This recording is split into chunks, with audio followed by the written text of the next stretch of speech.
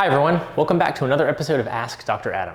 Today's question sounds simple, but is one of the most important questions in electronics manufacturing.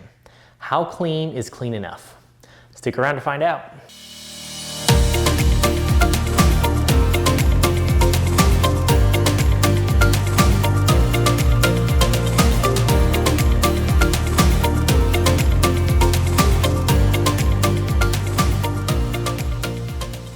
In electronics cleaning, clean isn't about what you can see. It's about what you can't see and what can impact reliability over time. A circuit board can look perfectly clean and still have residues left behind. Flux residues, ionic contamination, and other invisible soils can remain on an assembly even after cleaning. Those residues matter. Under the right conditions, especially heat, humidity, and electrical bias, they can lead to corrosion, leakage currents, dendritic growth, and long-term reliability failures. This is why the industry doesn't rely on visual inspection alone and focuses on objective, data-based cleanliness criteria. In fact, modern industry standards explicitly recognize this. IPC standards, which govern requirements for soldering electronic assemblies, requires objective evidence that residues left behind after the soldering and cleaning processes are not harmful to long-term reliability. They emphasize understanding the relationship between residues, the environment, and electrical performance, particularly under temperature and humidity bias conditions. One of the most widely accepted tools for doing this is surface insulation resistance testing, or SIR.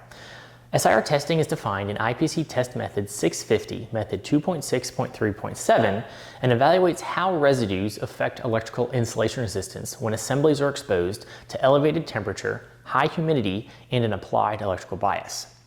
In simple terms, SIR testing helps answer the critical question that is, when moisture is present and voltage is applied, do residues remain electrically stable, or do they create leakage paths and failure mechanisms? Because that's exactly how many real-world failures occur. This is why the electronics industry recognizes SIR testing as a preferred method for evaluating electrochemical reliability, especially for high reliability applications. Now that doesn't mean that SIR testing replaces other analytical methods. Techniques like ion chromatography and Rose testing can still provide valuable information about the types and quantities of residues present. However, IPC guidance makes it clear that chemical analysis alone does not tell the full reliability story because it does not account for how residues behave under humid, biased conditions. This brings us to an important point. There's no single universal definition of clean enough. A consumer electronic device may tolerate higher residue levels than electronics used in automotive, aerospace, medical, or other harsh environment applications. Clean enough depends on the product's reliability requirements, the operating environment, and the expected service life. The goal is not to chase a number, the goal is to understand risk.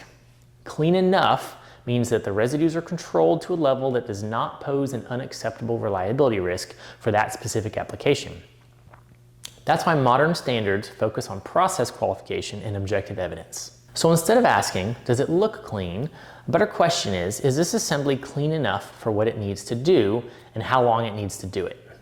When cleanliness decisions are based on data, standards, and application-specific risk, reliability improves and surprises decrease.